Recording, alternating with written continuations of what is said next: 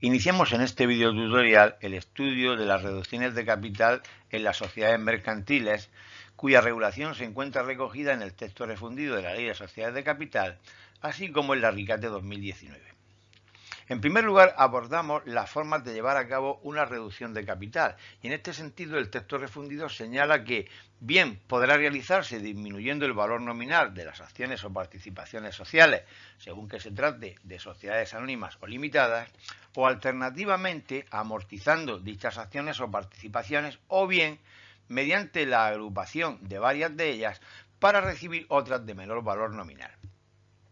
En cuanto a las finalidades de las reducciones de capital, pueden ser diversas. En concreto, el artículo 317.1 de la Ley de Sociedades de Capital señala las siguientes: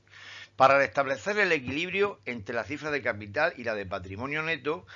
disminuida esta última por pérdidas acumuladas de la compañía. También para constituir o incrementar la reserva legal o bien las reservas voluntarias. Y además para la devolución del valor de las aportaciones a los socios. A esto hay que añadir, solo para el caso de sociedades anónimas, que también se podrá llevar a cabo una reducción de capital cuando se trate de condonar aportaciones pendientes de desembolso. Para poder aprobar la reducción de capital se deberán de tener en cuenta los siguientes extremos. En primer lugar, la legislación señala que este tipo de operaciones únicamente pueden ser acordados por la Junta General de Socios y, dada su trascendencia, con los quórum reforzados para la modificación de estatutos. Así, en lo que se refiere a sociedades de responsabilidad limitada, el artículo 199 de la Ley de Sociedades de Capital indica que una operación de reducción tendrá que ser aprobada por más del 50% de las participaciones en que se encuentre dividido el capital social, mientras que en el caso de sociedades anónimas, la regulación se encuentra recogida en los artículos 194 y 201, distinguiendo dos situaciones. Si la operación se aprobase en primera convocatoria, para la constitución de la Junta se exige un quórum del 50%, y en este caso podría aprobarse por mayoría absoluta. En el caso de que la reducción se apruebe en segunda convocatoria, la exigencia de quórum es del 25% de las acciones con derecho a voto, pero en este caso la exigencia favorable sería de 2/3. Además, debemos de tener en cuenta que, según la normativa actualmente vigente, el acuerdo de la Junta respecto de la reducción deberá de contener los siguientes apartados: la cifra en que se reduce el capital, la finalidad de la reducción, el procedimiento aplicado para llevarla a cabo, el plazo para su ejecución y, finalmente, las cantidades que deban abonarse a los socios en el caso de que la finalidad de la reducción haya sido la restitución de aportaciones.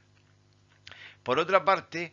para el caso exclusivo de sociedades anónimas, la normativa exige que el acuerdo de reducción debe publicarse en el Boletín Oficial del Registro Mercantil y en la página web de la compañía, o alternativamente, si no tuviese, en un periódico de gran circulación de la provincia en la que la empresa tenga su domicilio social.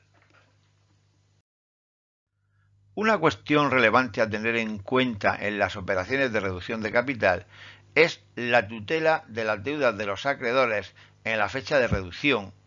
cuestión a la que se refiere de forma expresa la normativa vigente y sobre la que plantea dos situaciones diferentes dependiendo del tipo de sociedad de que se trate. En este sentido, cuando se trate de sociedades anónimas, cualquier acreedor podrá oponerse a la reducción de capital siempre y cuando su deuda haya nacido con anterioridad a la fecha del último anuncio del acuerdo de reducción y no haya vencido, salvo que esté su pago garantizado previamente por la compañía. No obstante, el artículo 335 señala tres situaciones en las cuales los acreedores no gozarán del derecho de oposición y que son las siguientes.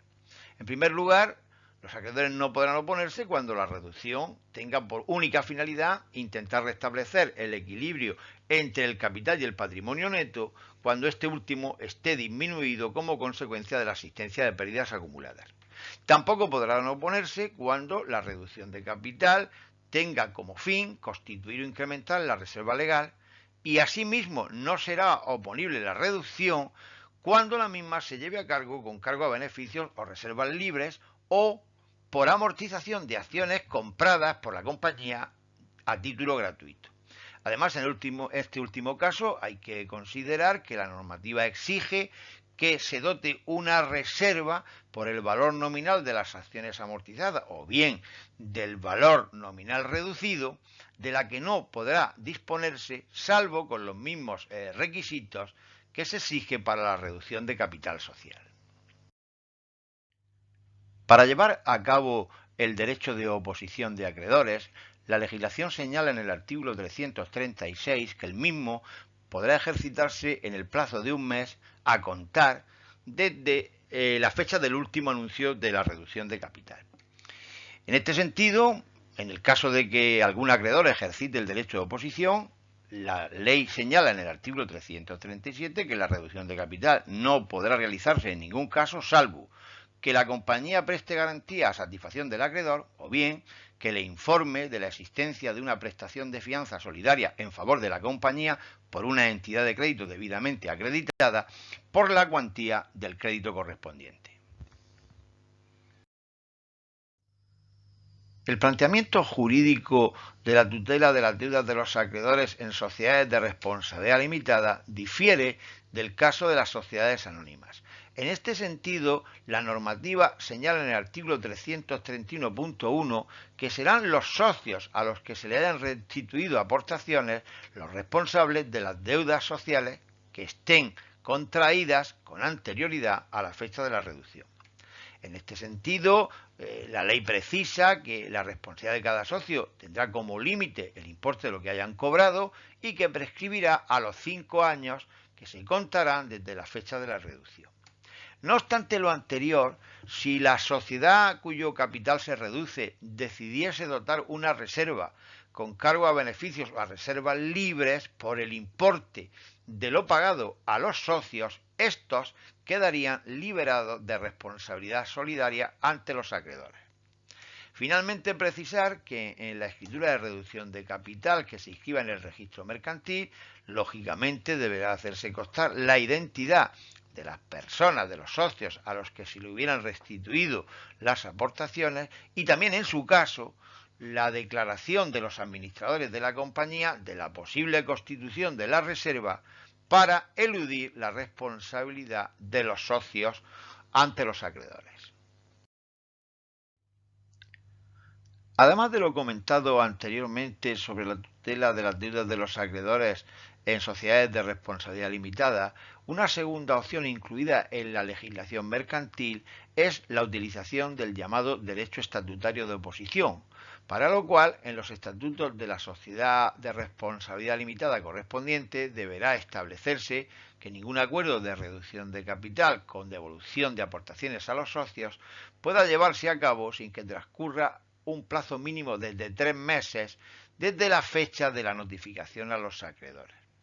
Así, durante dicho plazo, los acreedores podrán tener la opción de oponerse a la reducción de capital, como en el caso comentado anteriormente de las sociedades anónimas, salvo que sus créditos sean satisfechos o garantizados en la fecha de vencimiento. En este sentido, la normativa precisa que la notificación a los acreedores deberá de ser personal, o en caso de que esto no sea factible, a través de anuncios en el boletín oficial del registro mercantil y en la página web de la propia empresa, o en el caso de que no tenga dicha página web, pues en diarios de mayor circulación de la localidad en la que tenga su domicilio social. Finalmente, señalar que en cuanto al criterio de presentación contable de las operaciones de reducción de capital, las mismas deberán de quedar reflejadas en el balance correspondiente al periodo en que se ejecutaron, siempre y cuando la escritura de reducción correspondiente se inscriba en el registro mercantil antes de que finalice el periodo de tiempo para la formulación de las cuentas anuales recogido en la Ley de Sociedades de Capital. En este sentido, si consideramos la existencia de un año natural, dicho periodo quedaría cerrado 3 meses después del cierre y por tanto la fecha a considerar sería 31 de marzo. Sobre la cuestión aludida, la RICAZ en su artículo 36 solo plantea esta situación, pero no explicita qué ocurre si no se da el requisito exigido. En este sentido,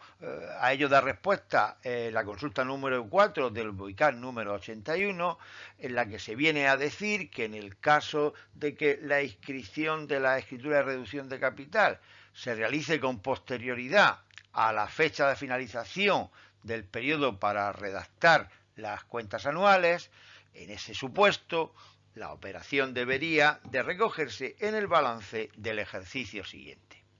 Y con estos comentarios genéricos desde el punto de vista normativo sobre las reducciones de capital, damos por finalizado este vídeo tutorial,